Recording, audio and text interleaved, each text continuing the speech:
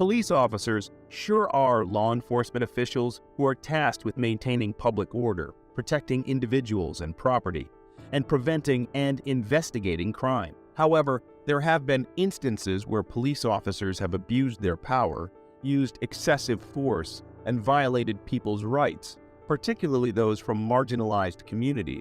Oh, somebody help me! These actions can lead to distrust and fear of law enforcement, exacerbating already strained relationships between the police and the communities they serve. But can they exploit such power? What are the legal penalties if they do so? And if the police abuse his here power, would they be treated differently? Stick around as we take a closer look at two of the most brutal cases that could make us think of cops as judicial pillars twice. Our first case kicks off with Sergeant Mario Cardona versus Daniel Garza. Daniel Garza was helpless after being thrown and pinned to the ground. Officer Mario Cardona, who Garza had known for years, was on the verge of breaking his wrist. Garza recalled, "I was trying to be a man and trying to hold in the pain, but man, that wrist lock hurts. He's just bending it and bending it." But what compelled Cardona to go so far? It turns out that his actions were motivated by rage toward Garza, whom he accuses of attempting to kidnap his stepdaughter. Are cops bestowed such authority? Seems that the two men had quite the history, with Garza having previously dated Cardona's stepdaughter, Naomi Villanueva. The relationship had hit rock bottom, with Villanueva moving out of her parents' house to live with a friend. In May 2015, Garza allegedly took Villanueva without her consent from her friend's house and brought her to her parents' house in Whittier, where Cardona lived across the street. Cardona saw Garza doing pilates in his yard and ordered him to come down to the street. As soon as Garza came down, Cardona began his assault. According to Garza, he was not the aggressor, and a neighbor who witnessed the incident testified in Garza's favor. The sheriff deputies who arrived at the scene noticed redness on Garza's face, bruises and abrasions to his knees, and redness on his wrists. Garza filed a complaint against Cardona, which led to a federal lawsuit against Cardona, Chief Beck, and the city of Los Angeles. Garza alleged false arrest, unreasonable search and seizure, excessive force, assault and battery, negligence, and intentional infliction of emotional distress. A video of the incident filmed by one of Garza's neighbors was also presented at the trial. They had made up a story of what had happened to make him look like a hero and me look like a criminal, says Daniel Garza. The U.S. District Judge Stephen V. Wilson presided over the hearing where the former deputy city attorney, Michael Amarian, spoke in defense of the city. The jury found Cardona to be acting with malice as an off-duty officer, and on June 26, 2017, they ordered him to pay Garza $210,000 in damages. On top of that, the court added another $664,000 in attorney's fees and $26,000 for post-trial costs. The City of Law refused to take responsibility for Cardona's actions and even refused to indemnify the officer, forcing him to pay for the charges out of his pocket. Jim DeSimone, Garza's attorney, claims, "This is the problem with the left. This is why people are out on the street." The case is a clear example of police officers using excessive force against individuals and getting away with it. In this case, however, Garza was able to stand up to the authorities who violated his rights, and he was able to win his lawsuit against Cardona. The jury's decision to find Cardona guilty of acting with malice sends a strong message that law enforcement officers cannot get away with using excessive force against citizens. It is worth noting that this case also highlights the importance of civilians being aware of their rights and standing up to law enforcement officers when they feel their rights have been violated. Garza's decision to file a complaint and a lawsuit against Cardona shows that individuals can take action against police brutality and excessive force. As more and more people become aware of their rights and are willing to take action, law enforcement officers will be held accountable for their actions, and if you sue a cop in LAA for excessive force, you are in for a wild ride. However, Garza's decision to stand up to Cardona and the authorities who violated his rights resulted in a victory for him. sending a strong message that law enforcement officers cannot get away with using excessive force against citizens. The case of Harold Hill is just a perfect example of how our justice system can go wrong. From a gruesome rape and murder to a wrongful conviction, this case definitely ticks all the boxes. So, what underwent? First off, we have the detectives who were assigned to the case, Kenneth Bordeaux and John Halloran, the so-called beacons of justice. They were the ones who got the confession out of Peter Williams, who was later found to be in jail at the time of the crime. So, how did they churn out a false confession of someone who wasn't even there? Hill's confession is also questionable, as he claims that he was physically and mentally abused until he confessed to crimes he didn't commit. Is this the kind of behavior we expect from our law enforcement officers? Moving on to the trial itself. Hill was only 16 years old when the crime was committed, but was tried as an adult at the age of 31. This is an interesting move from the prosecution, considering that neither of the defendants had a criminal record prior to the incident. The jury found Hill and Young guilty of murder, and they were sentenced to life without parole. But 13 long years later, DNA tests revealed that the hair found at the crime scene and the cellular materials under Kathy Morgan's fingernails didn't match either of the defendants. Think of the agony Hill went through for something he didn't do. What made Hill hold on to his life is still astonishing.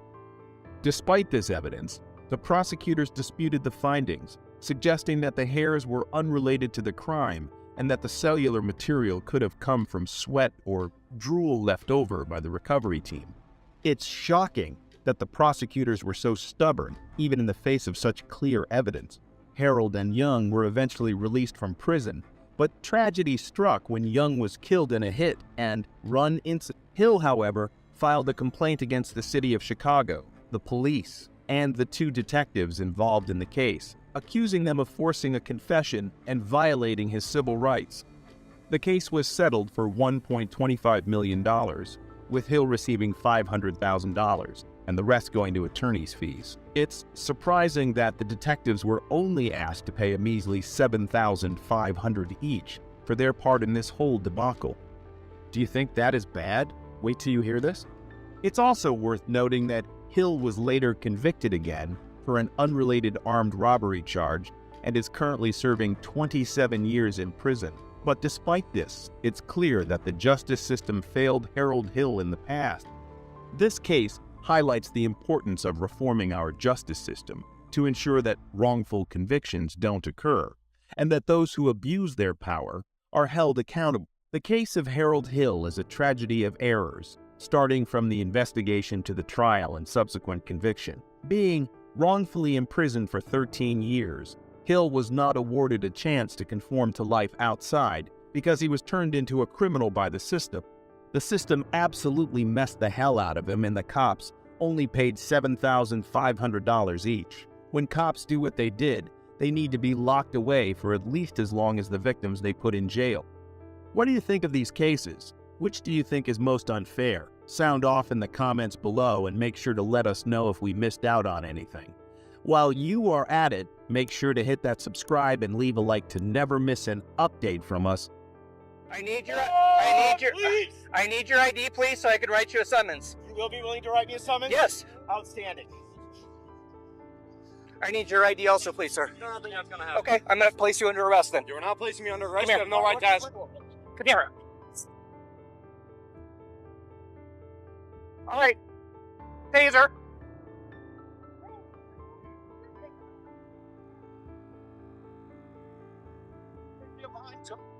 Got it. I got my taser. Go.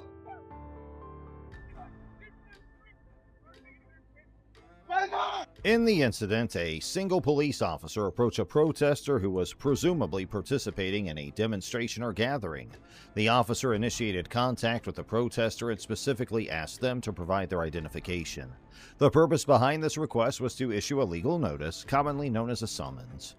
In the unfolding incident, a second police officer joined the scene where the initial officer was interacting with the protester. Public property. Not just When he's in front of the business, yelling "F*** everybody." it's public property. It says You want to know why? Because cops like you. And he refused to give me his ID, which he's required to do. For what? The second officer decided to employ a taser, a non-lethal weapon that delivers an electric shock as a means of subduing or controlling the protester. However, before the second officer could use the taser on the protester ran away. The veteran officer engaged in a conversation with the officer who wanted to use the taser, informing them that the protester had not committed trespassing, challenging the actions of the rogue cop. It was alleged that the officers tampered with the footage from their body cameras, potentially erasing audio recordings. This practice of disabling or manipulating body cameras has been a long-standing issue with some police officers seeking to avoid accountability.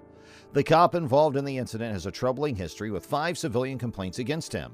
One of the complaints accused him of using excessive force on a man experiencing a diabetic shock, while another involved excessive force on a veteran with PTSD who tragically died shortly after the violent arrest. Despite these complaints, the officer has received continued support from the police unions and fellow officers, raising questions about why his actions are defended and his tenure as a cop is supported. Now let's move to another video.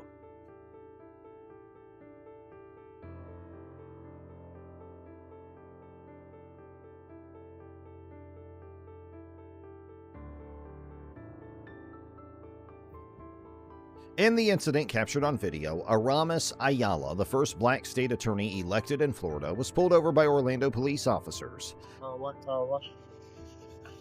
What agency you with? I'm the state attorney. Okay. All right. Thank you. Your tag didn't come back. Never seen that before. I'm sorry? I'm like the state. Yeah. We're good now. So it was.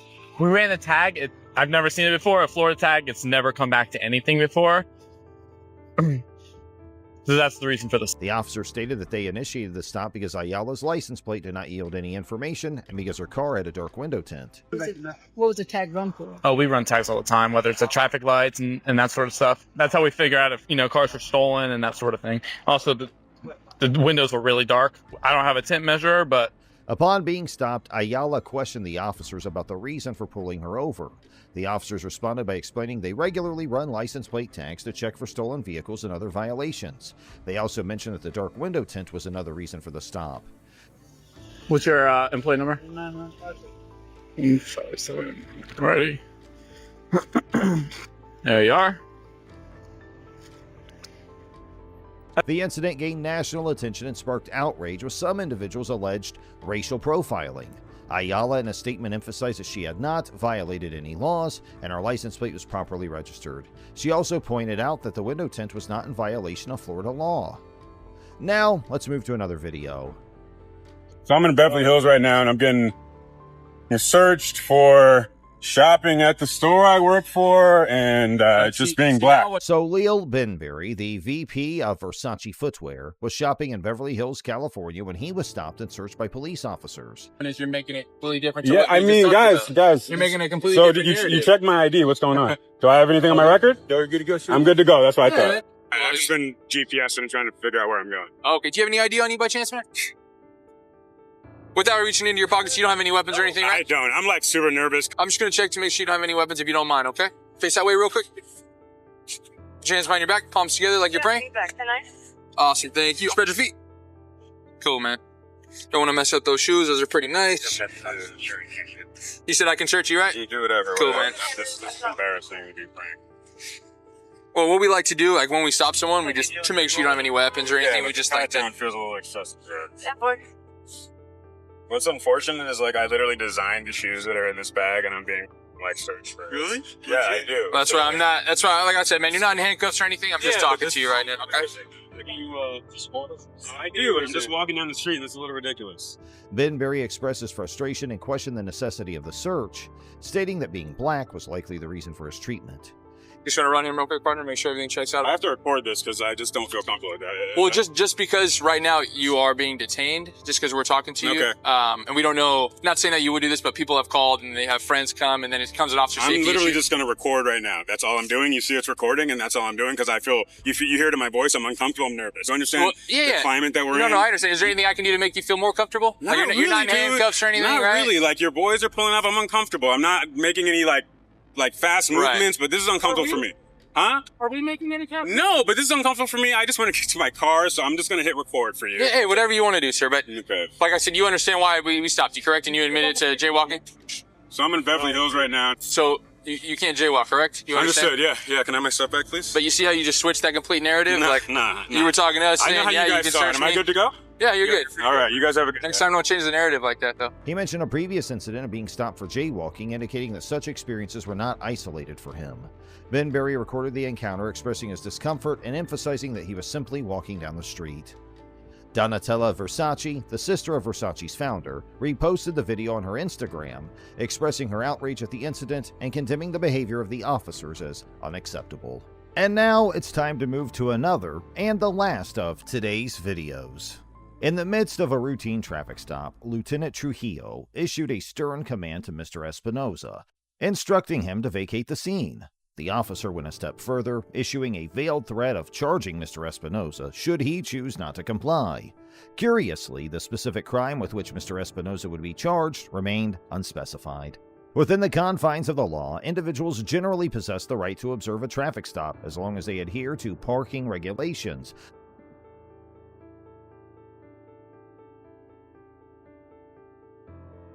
Do you need to be behind this traffic stop? Yeah, I do. Why? My son right there, he was following me to pull. Okay, he's on a traffic stop, though. You don't need to be behind it. Oh, you gotta be mean. Oh, I'm not being mean. We just don't like when people pull in behind us. I don't like them. They killed my son over there. Let's get for following. That's what we get paid to do, to pull people over. Well, you don't get paid to be. You're And you don't either, okay? I don't gotta put up with you. Okay, I asked you a simple question, okay? Hold on, mate. In fact, you need to leave now or you're gonna get charged. It's that easy. Well, I'm recording. I'm recording too. I asked you a simple question. If you have attitude, that's your problem, You keep okay? pounding on my door.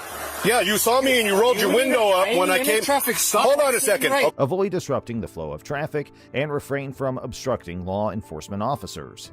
It was during the initial interaction with Lieutenant Trujillo that Mr. Espinosa was noticed to repeatedly press the screen of a cell phone.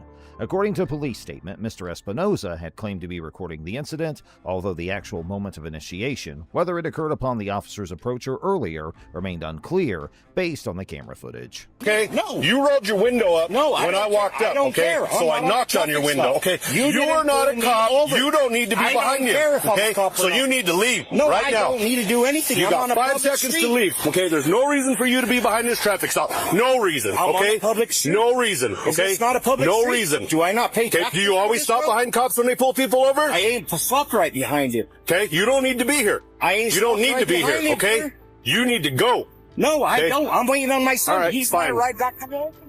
In this scenario, a court could potentially assess Mr. Espinosa's actions to ascertain whether they amounted to obstruction and if his refusal to leave the traffic stop constituted a violation of the law.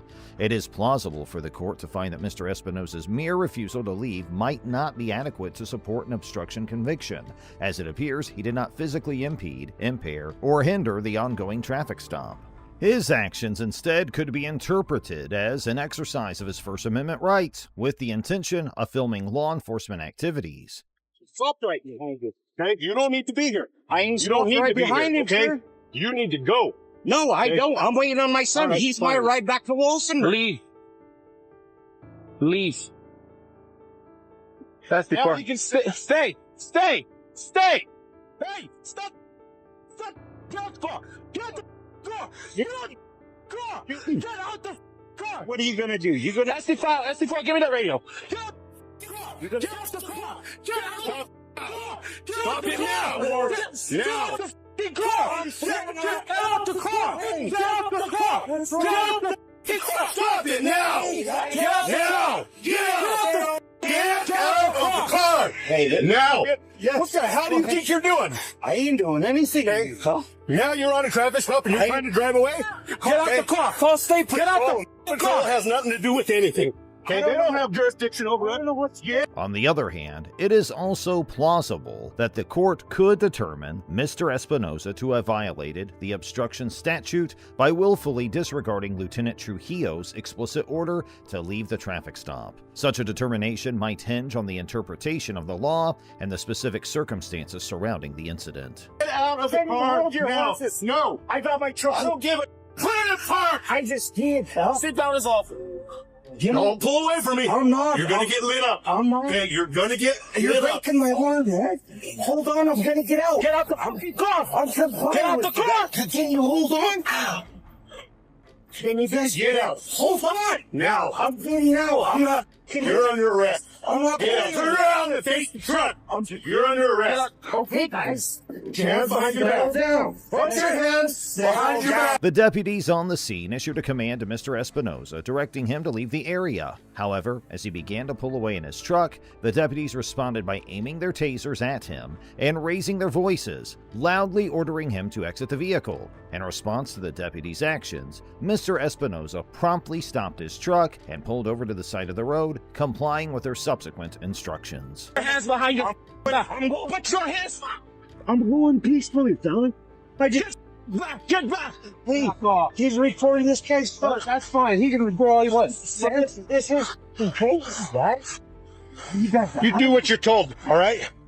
You think it's okay just to roll up a traffic stop and not do what you're told? Now you go to jail. That's all right. I'm a Turn around and face the truck. I'm already cuffed. The guy's not listening. If he listens, he won't get handled.